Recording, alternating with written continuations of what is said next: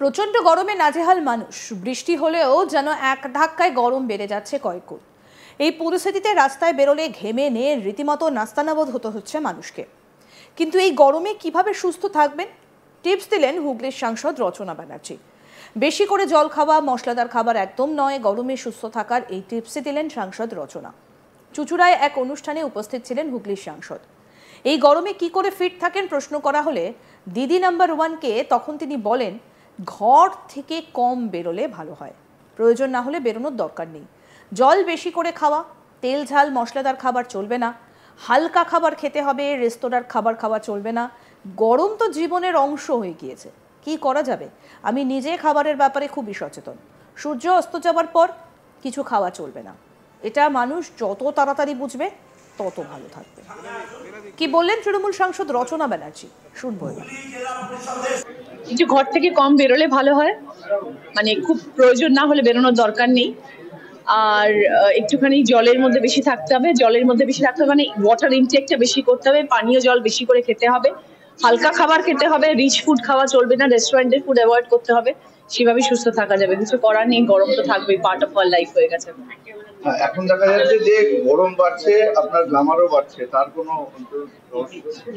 আমি যে বললাম যে আমি খাবারের ব্যাপারে ভীষণ সচেতন, আর তাড়াতাড়ি করে সেটা যদি মানুষ যত তাড়াতাড়ি বুঝে যাবে তত তাড়াতাড়ি মানুষ সুস্থ থাকতে পারবে। এবং সূর্য অস্তের পরে কোনো খাওয়া চলবে না। একটু ছোটখাটো ভুল হয়ে গেছে, সব কারেকশন করে নিশ্চয়ই তাদেরকে ঠিক সার্টিফিকেটই দেওয়া হবে। এত মানুষ পাচ্ছে তো ন্যাচারালি হয়তো প্রিন্টিং মিস্টেক হতেই পারে, মানুষ মাত্রে ভুল হয়। নোবেল কজ, ভালো কজ, এবং যারা কৃতি তাদেরকে আজ সম্বর্ধনা দেওয়া হলো, সেখানে আমাকে আমন্ত্রিত করা হয়েছে, তাই জন্য আমি আজকে এসেছিলাম এখানে।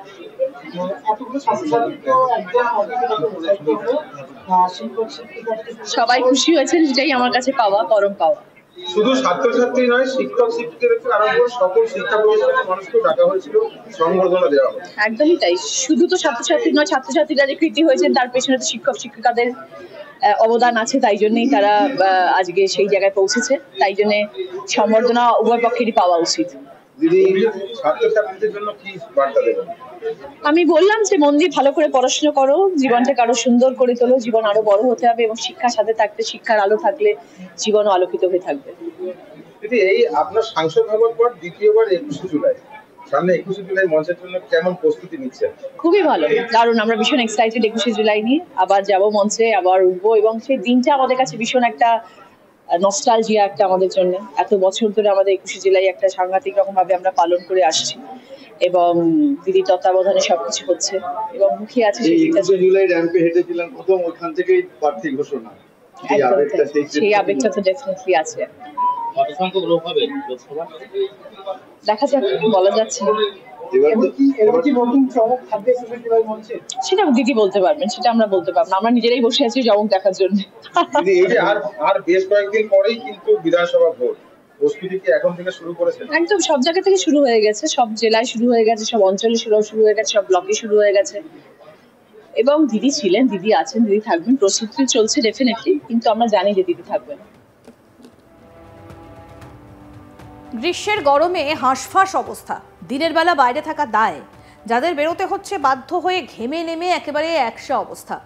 অস্বস্তি কিছুতেই কাটছে না। মাঝে মধ্যে হালকা মেঘের দেখা মিললেও বৃষ্টির দেখা নেই। এরকম অস্বস্তিকর অবস্থা আর কতদিন চলবে তার পূর্বাভাস আবহাওয়া দপ্তর এখনো দেয়নি। তাই যতদিন না বৃষ্টি হয়, আবহাওয়ার পরিবর্তন হয়, দাবদাহ কমে, ততদিন সাবধানতা নেওয়া প্রয়োজন। অবশ্যই প্রথম নয়, এর আগেও হেলথ টিপস দিয়েছিলেন রচনা ব্যানার্জি। আগেই বলেছিলেন সিঙ্গুরের দই নাকি তার খুব প্রিয়, গিয়েছিলেন নতুন নিদানও দিয়ে গিয়েছিলেন। রোগা হওয়ার জন্য বেস্ট গরমকাল। ডায়েটে কী কী রাখার পরামর্শ তৃণমূলের হুগলির সাংসদ রচনা ব্যানার্জির। হুগলি জেলা শাসকের সঙ্গে স্বাস্থ্য বিষয়ক বৈঠকের পর বড় বার্তা রচনা ব্যানার্জির। রোগা হওয়ার জন্য বেস্ট হলো গরমকাল। শরবত, ফল, দই খেয়ে ডায়েটে থাকার পরামর্শ সাংসদ রচনা। স্বাস্থ্য নিয়ে কাজ তার প্রথম প্রায়োরিটি বলেছিলেন রচনা ব্যানার্জি। কি বলেছিলেন সেই সময় শুনবো এবার।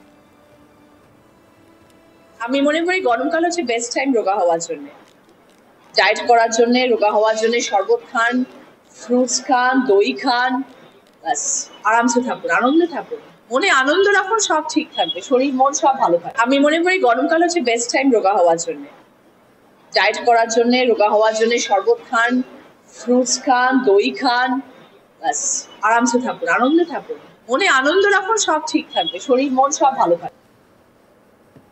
প্রচণ্ড গরমে একেবারে নাজেহাল মানুষ, বৃষ্টি হলেও যেন এক ধাক্কায় গরম বেড়ে যাচ্ছে কয়েকগুণ।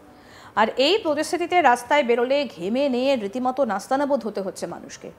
কিন্তু এই গরমে কিভাবে সুস্থ থাকবেন টিপস দিলেন হুগলির সাংসদ রচনা ব্যানার্জি। বেশি করে জল খাওয়া, মশলাদার খাবার একদম নয়। গরমে সুস্থ থাকার এই টিপস দিলেন সাংসদ রচনা। চুঁচুড়ায় এক অনুষ্ঠানে উপস্থিত ছিলেন হুগলির সাংসদ। এই গরমে কি করে ফিট থাকেন প্রশ্ন করা হয় দিদি নাম্বার 1কে।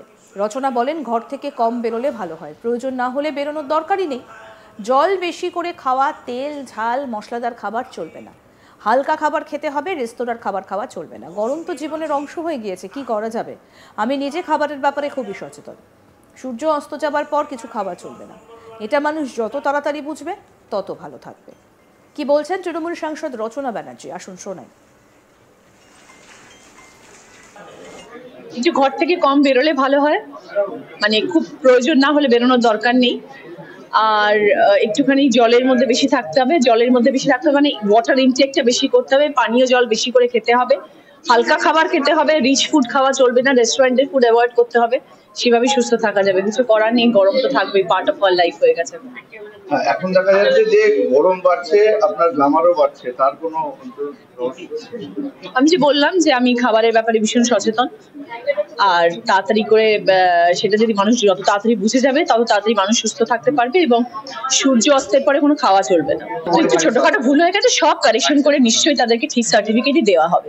এত মানুষ পাচ্ছে তো ন্যাচারালি হয়তো প্রিন্টিং মিস্টেক হতেই পারে, মানুষ মাত্রে ভুল হয়। নোবেল কজ, ভালো কজ, এবং যারা কৃতি তাদেরকে আজ সম্বর্ধনা দেওয়া হলো, সেখানে আমাকে আমন্ত্রিত করা হয়েছে, তাই জন্য আমি আজকে এসেছিলাম এখানে।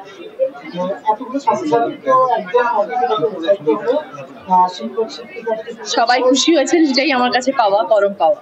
শুধু ছাত্রছাত্রী নয়, শিক্ষক শিক্ষিকাদের থেকে আরম্ভ করে সকল শিক্ষা প্রতিষ্ঠানের মানুষকে ডাকা হয়েছিল, সংবর্ধনা দেওয়া হবে। একদমই তাই, শুধু তো ছাত্রছাত্রী নয়, ছাত্রছাত্রীরা যে কৃতি হয়েছেন তার পেছনে তো শিক্ষক শিক্ষিকাদের অবদান আছে, তাই জন্যই তারা আজকে সেই জায়গায় পৌঁছেছে, তাই জন্য সম্বর্ধনা উভয় পক্ষেরই পাওয়া উচিত।